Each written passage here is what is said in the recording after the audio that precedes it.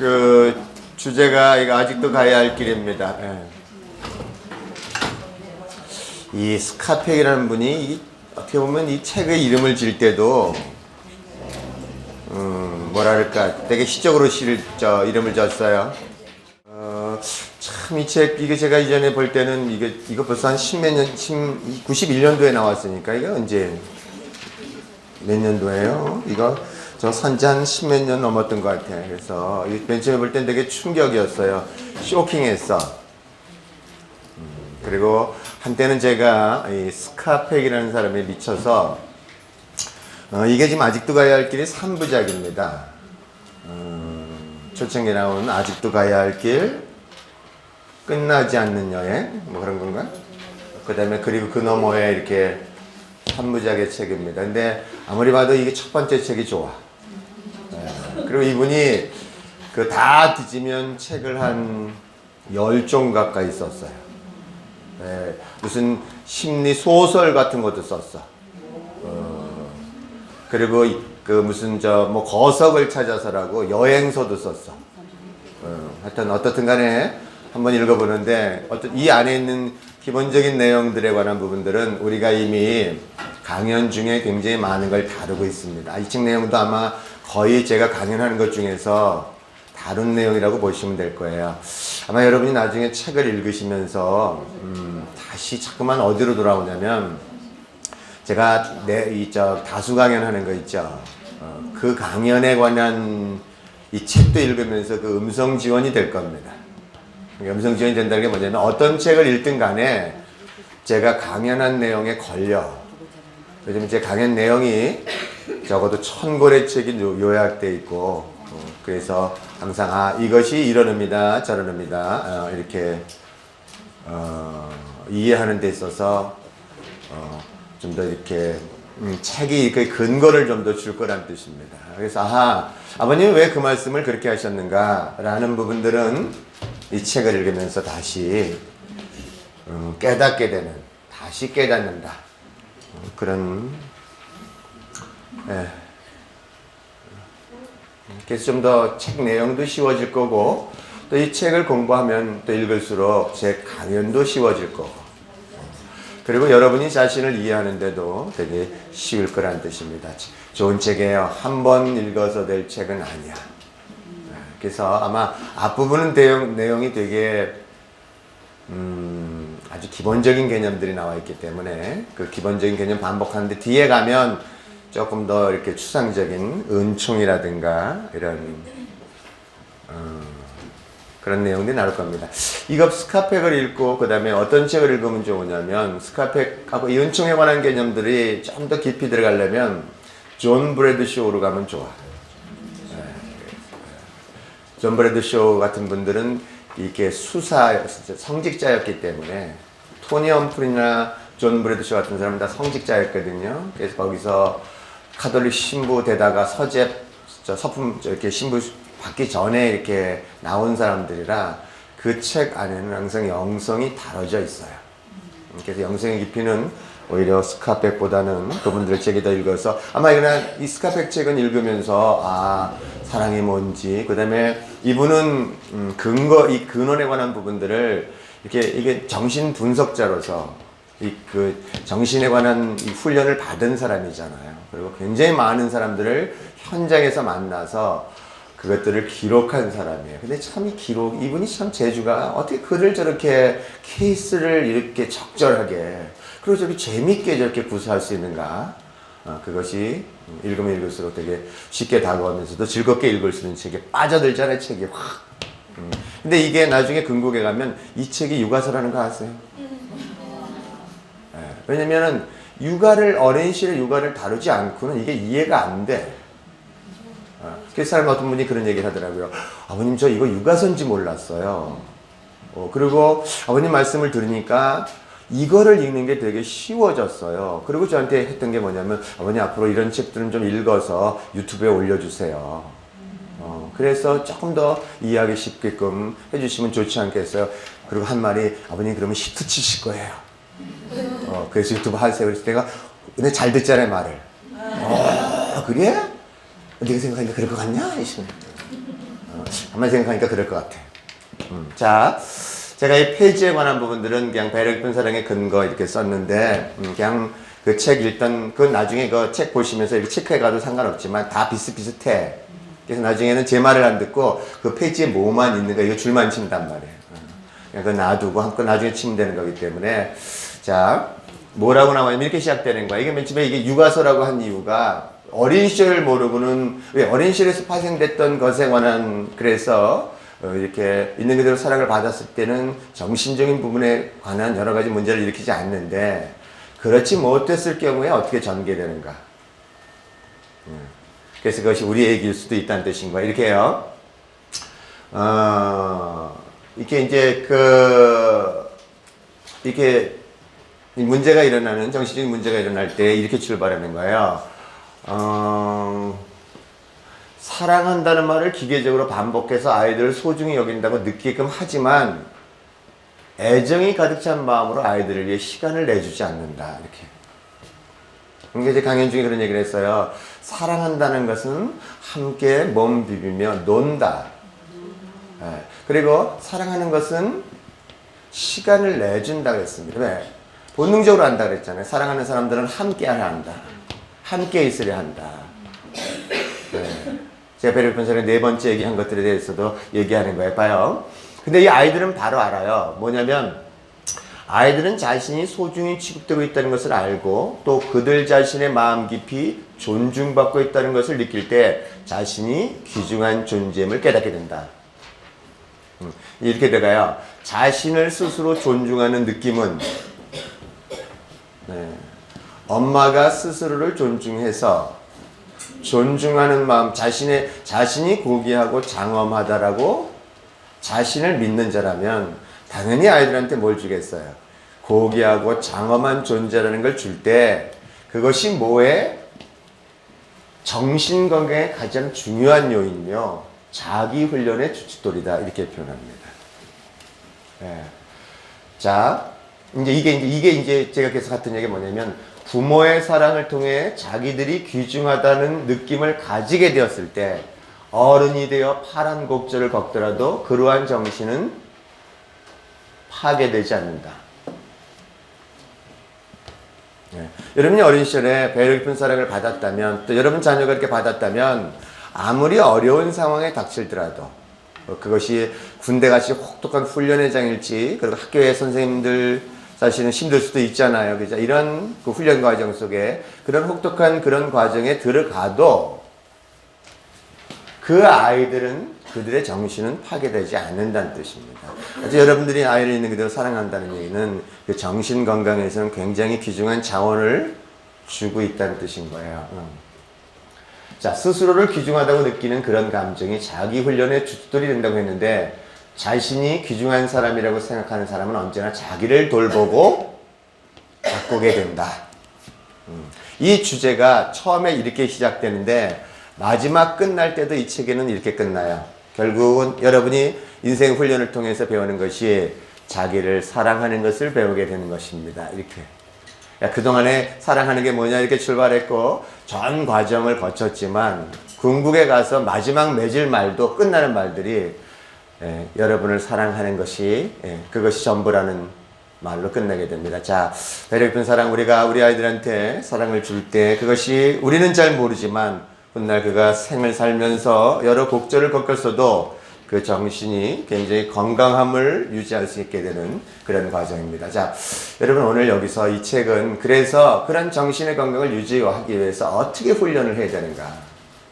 훈련이라는 단어를 썼습니다. 자기 자신을 어떻게 성장시키고 그렇게 하고 훈련이 없으면 방향성이 없단 말이에요. 견디질 못해. 그래서 이거 표현을 우리 이렇게 하는 거예요. 만날 때마다 굉장히 단단해졌네. 훈련됐네. 이런 표현을 씁니다. 자, 배려 깊은 사랑의 근거. 그런데 배려 깊은 사랑을 주겠어요? 그 사람이 다. 그러나 조건, 여기 새 책에는 30조 페이지. 야, 이거 누가 은혜가 해놨는데 이거 다 비교해 놓으면서 해놨네. 잘했네. 자, 이게 지금 제일 무서운 거예요. 뭐냐면은, 근데 부모가 우리가 이제 있는 그대로 사랑한다면은 사랑을 줌으로써 자기가 받은 걸 알았고 거기에는 어떤 조건이 따라오질 않아요. 안 따라오죠? 그냥 그 존재로서 그냥 사랑하는 것밖에 없는 거야. 그게 우리가 줄 수 있는 전부예요. 근데 사실은 우리는 그렇게 받았다고 생각하지만 그 안에 조건이 따라오는 사랑에 관한 부분에 대한 분별을 못 한단 말이에요. 어떤 거냐면 조건에 따라오는 사랑은 이렇게 들어가요. 내가 하라는 대로 하지 않으면 나는 너를 더 이상 사랑하지 않을 거야. 그게 무엇을 말하는 건지 알겠지? 자, 그렇다면 이제 내가 할 일은 뭐지? 이렇게. 여러분 이게 무슨 뜻이죠? 조건. 자, 내가 하라는 대로 해.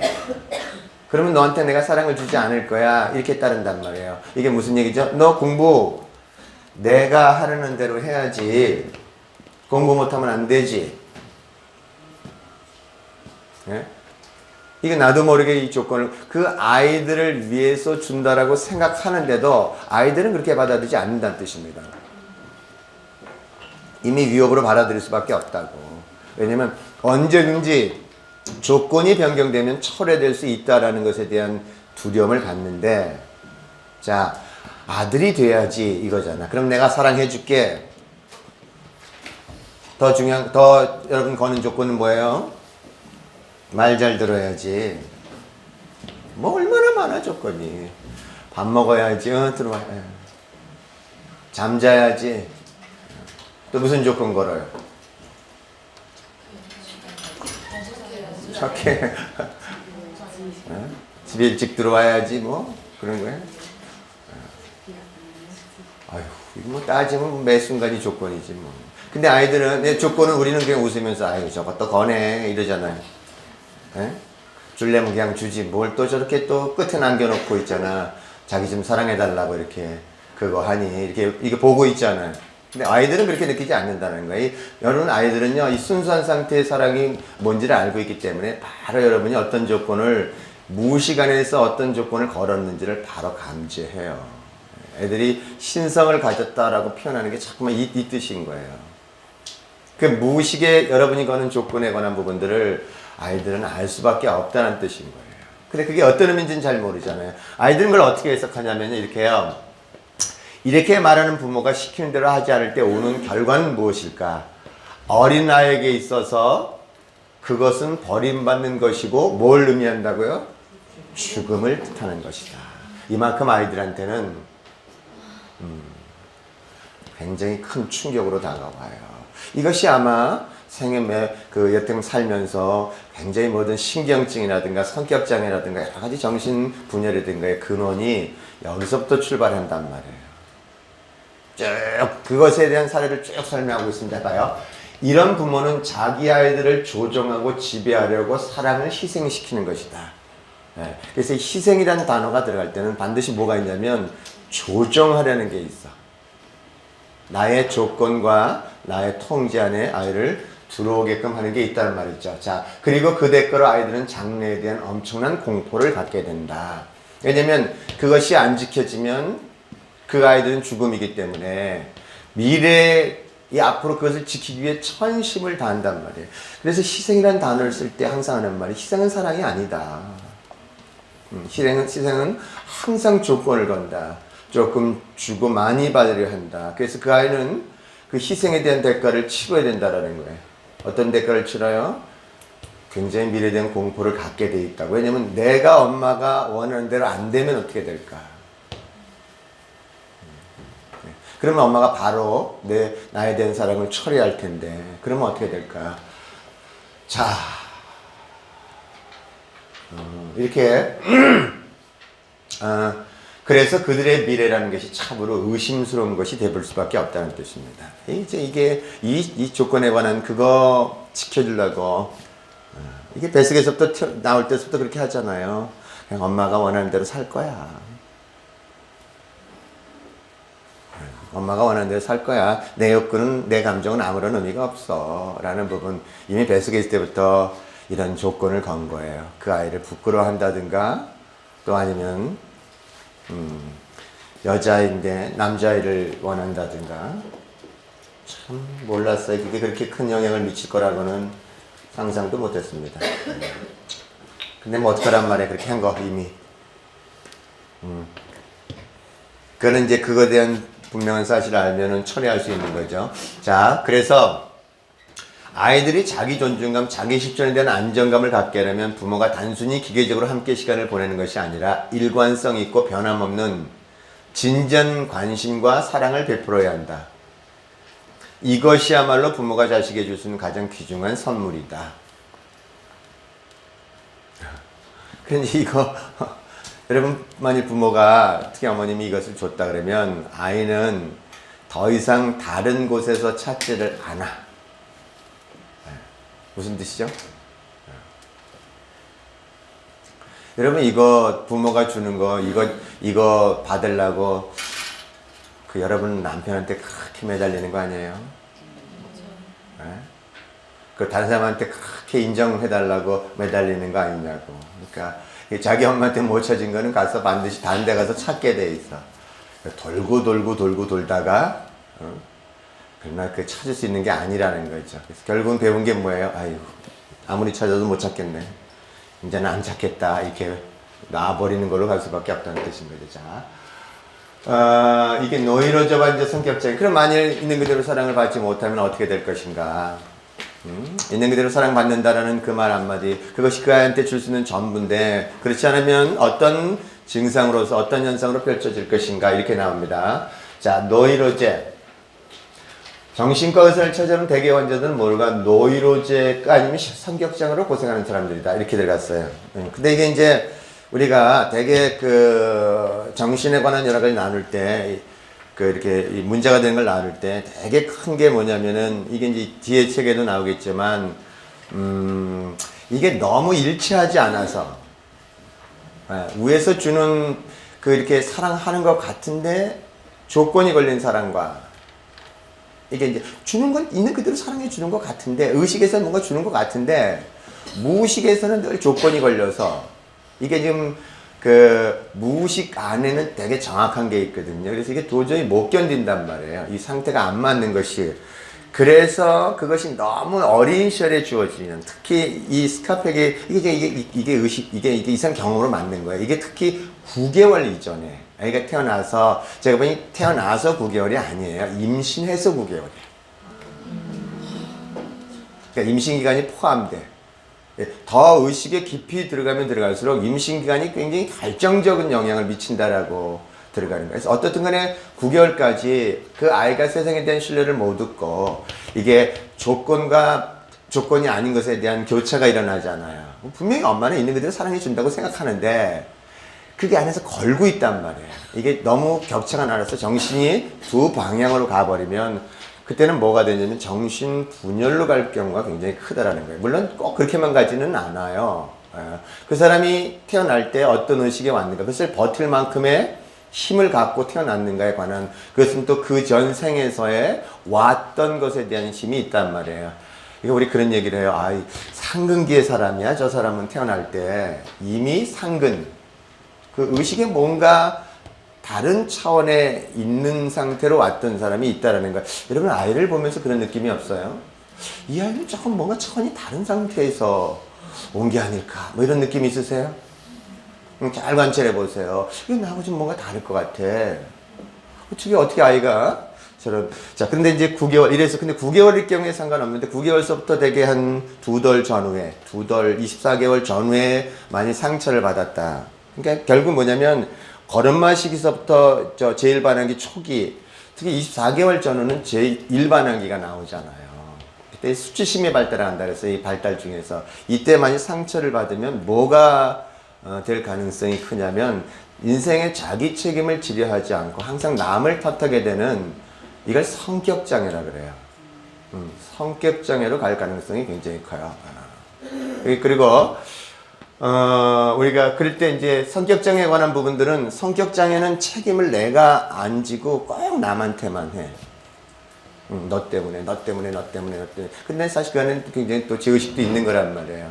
너만 아니었으면, 너만 이렇게, 너 때문에 니네 아빠하고 살아, 이렇게. 책임지려 하지 않는단 말이에요, 삶에서.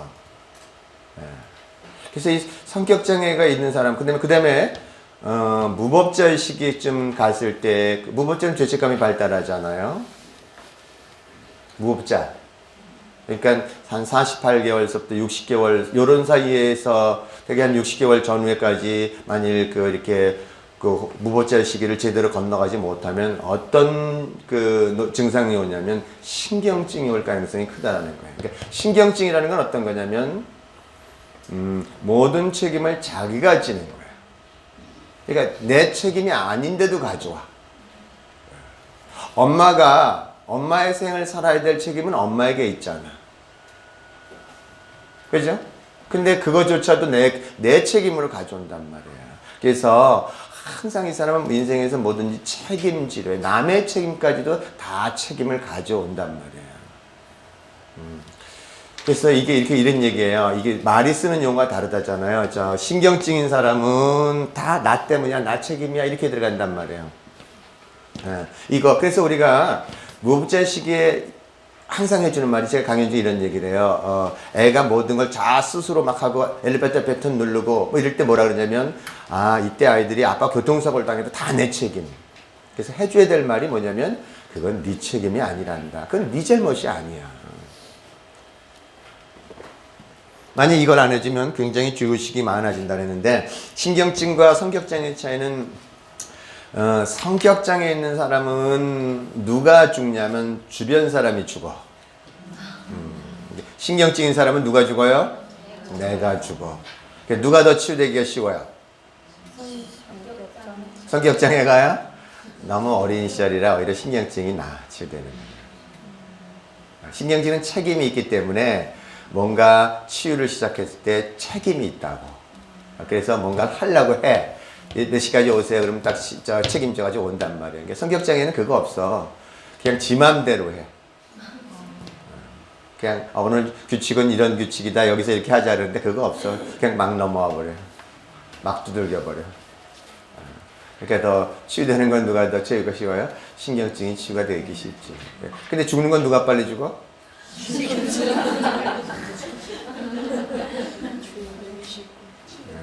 집안에 보면 꼭 성격장애하고 신경증 있는 사람이 살아. 누구나 다 있어요. 나 같은 사람은 오히려 책임을 더 많이 지려 하지. 책임을 많이 지려 하잖아요. 다 지려 하잖아요.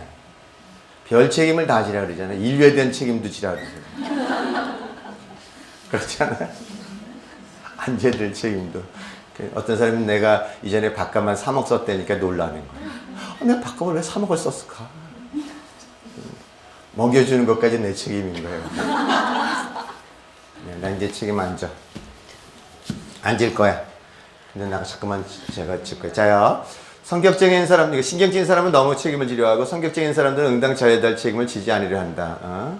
신경증 환자는 세상과 갈등이 생겼을 때 자기의 잘못이 있다고 생각한다. 그러나 성격장애 사람들은 세상과 대결할 때 세상이 잘못됐다고 치부해버린단 말이에요. 그래서 이 사람들은 항상 세상에 대해서 투덜거려.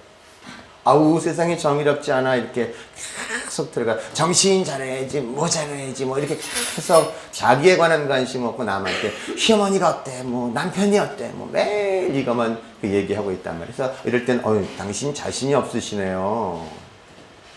당신은 왜 시어머니의 삶을 사세요? 왜 시아버지, 왜 그 사람에 대해서 던졌을 때는 내 삶을 사는 게 아니라 그 사람의 삶을 살고 그럴 수밖에 없잖아요. 거기 얽혀가지고.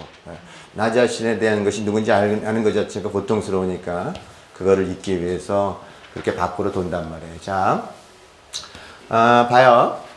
마찬가지로 이게 이제 자아중심적 사고, 부모의 우상한데 이게 이제 이런 게요.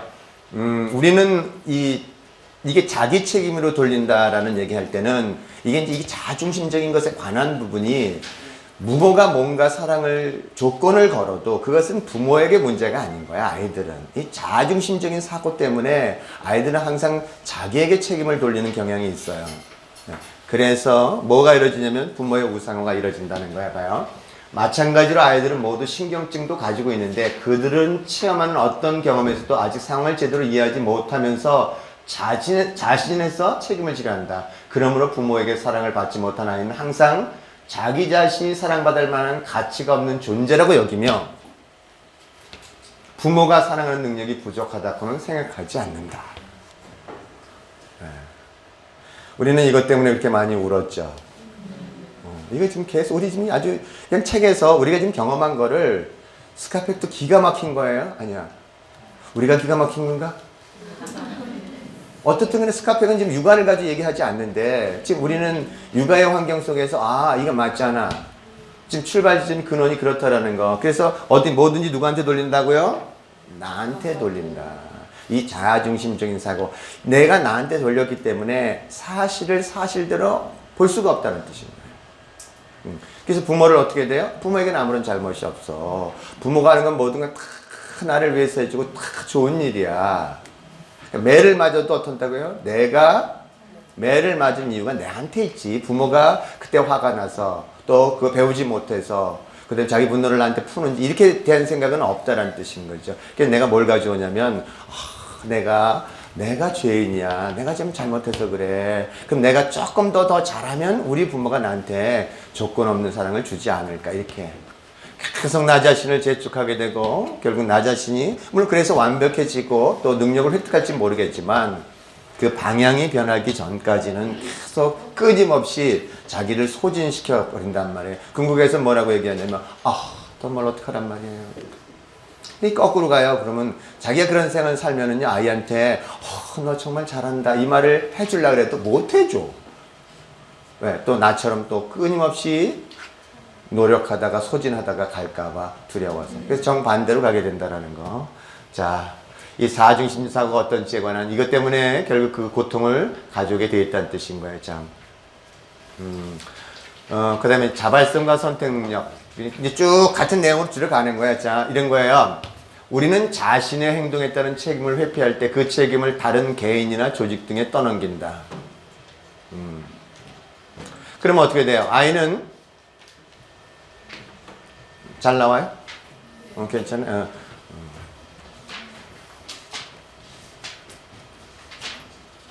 이제 우리 이거 하는 말이 그러면 어떻게 이제 모든 걸 자기 엄마한테 맡길 수밖에 없잖아. 자기가 스스로 누군지에 대한 것들에 대한 배워가는 과정에서 뭔가 결손이 일어난다는 거예요. 봐요. 그렇게 우리가 책임을 다른 사람한테 넘긴다 그러면 그 사람이 나를 지배할 수 있는 권한을 주잖아요. 그러니까 제가 항상 하는 말이 여러분이 다른 사람이 여러분을 화내게 할 수 있는 힘은 없어요. 여러분이 그 힘을 다른 사람한테 떠넘길 때만 그게 가능해요. 이렇게 들어가요. 그러면 어떻게 되냐면 애들도 결국은 부모 말에 순종할 수밖에 없잖아요. 따라갈 수밖에 없고 부모에 따라갈 수밖에 없으면서 내가 스스로 선택할 수 있는 권한에 대한 힘을 부모에게 넘기는 거야. 근데 지금 우리 교육의 가장 중심은 자기주도적인 학생을 키운다. 자기주도적인 사람을 키운다. 이렇게 들어가는데 그 학교 와서 자기주도적인 애를 키우려고 하지만 이미 가정에서 이미 굴복하는 아이가 의존적인 아이로 키워졌는데 학교 가서 키우기 쉽지는 않다는 거죠. 이래요. 우리가 부모에게 지나치게 의존하는 그만큼 부모는 우리에게 지나친 지배권을 갖게 된다. 사실 부모는 우리를 잘 기를 책임을 갖고 있다. 그 때문에 우리는 부모의 사랑과 보살핌을 받고 있다. 자, 그런데 부모가 억압적인 태도로 아이를 가르치면 아이들은 자발성과 선택 능력을 제대로 기르지 못하게 된다. 이렇게. 그래서 지금 하는 말이 뭐예요? 그냥 냅둬.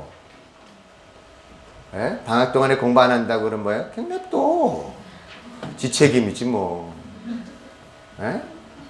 사실 이게 냅둬 그러지만 냅두는 게 쉬운 건 아니잖아요. 봐주면서 냅둔다는 거는 그 아이가 스스로 선택할 수 있는 힘이 있다라고 믿고 있는 거 아니에요.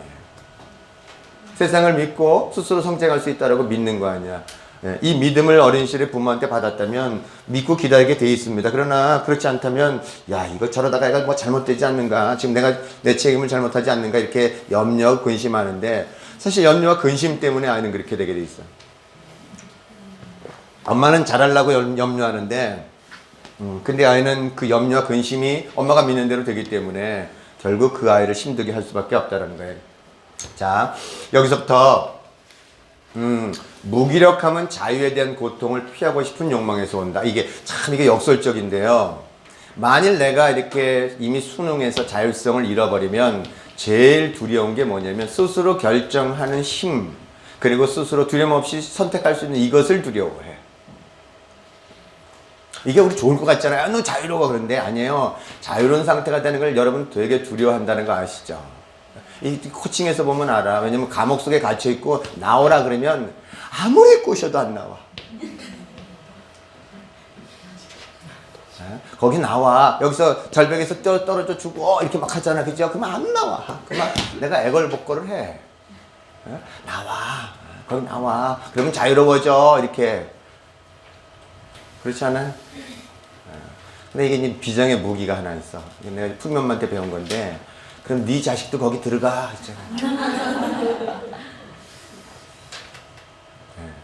네 자식도 그 두려움의 감옥에 갇혀. 그냥 거기서 나와. 그리고 자유로워져. 두려움이 없는 상태가 자유롭잖아요. 근데 두려움이 익숙한 상태가 돼버렸단 말이야. 이미 어린 시절 우리 부모가 준 것이, 그것이 우리 부모가 나한테 준 두려움이, 그게 부모가 줬을 거라고 생각하는 거지. 부모도 몰라서 그런 건데, 아이들은 맥락이 없는 상태에서 이미 수능해 버렸고, 두려움을 습득해 버린 그 상황에서는 자유에 관한 부분들이 되게 거꾸로 된 거야. 자유가 두려움이 돼 버렸다라는 거. 이거 참 말이 역설이죠. 어떻게 표현해? 자유가 두려움이 됐다라는 거예요.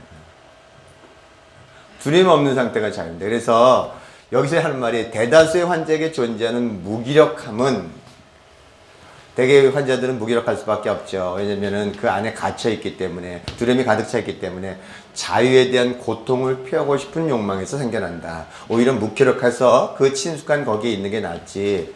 그 자유 자체를 뭘로 인지해버렸냐면 고통으로 인지해버렸다. 그러니까 이미 우리가 이렇게 코드가 될 때, 코드 자체가 역전돼서 코드가 되는. 두려움이 행복이고, 죄의식과 무의식이 친숙한 상태고, 평온과 기쁨은, 그것은 거짓인 상태가 되어버렸다는 거죠. 코드 자체가 완전, 왜냐면 그런 삶을 살아본 적이 없어. 그러니까 한 번도 살아본 적이 없기 때문에 거기서 이 선택에 관한 고통이 너무 크단 말이에요. 이건 뭘 선택할까 말아야 될까. 여러분, 선택의 고통이 크다는 거 아시죠? 저는 이 선택의 고통 중에 제가 제일 큰 게 뭐냐면, 어떤 옷을 입을래, 이게 되게 고통스러워. 어떤 사람 잘 고르잖아요. 그러니까 나는 풀면한테 늘 가다가 이게 옷가게 가서 싸우는 이유가 뭐냐면, 이 옷이 좋아, 저 옷이 좋아. 왜 나 물어요? 이게 더 잘 어울려, 저게 더 잘 어울려. 이건 뭐 나한테 물어봐. 그럼 뭘 나한테 물어봐? 그냥 당신이 알아서 골라. 나 미치겠어. 그거 선택하라면 어떻게 선택하라는 거야? 그게 그건 것 같고 저게 저건 것 같은데, 나 그 경험 자체가 없는데. 근데 요새 요령이 생겨가지고 무조건 첫 번째 입은 걸 좋다 그래. 왜냐면 지금 자기 마음은 첫 번째 입은 것에 이게 내가 좋은데 너무 이게 화려해서 나가면 사람들이 어떨까 뭐 이런 거잖아. 그러니까 두 번째 입어본 대 아닌데, 사람은 되게요, 진짜 좋은 거보다는 진짜 안 좋은 걸 선택해요.